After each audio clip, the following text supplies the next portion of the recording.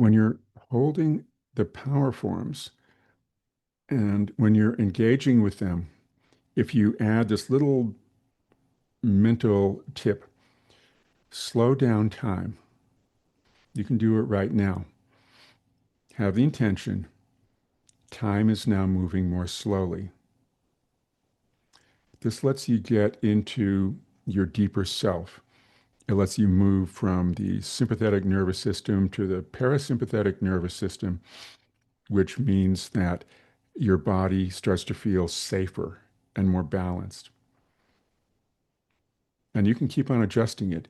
You can slow time down even more.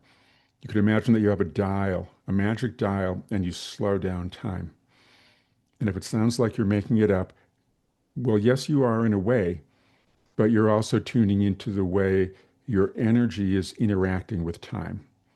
So whether we're really changing time, I don't know, but changing how you interact with time slows down time for you. At least it feels slower.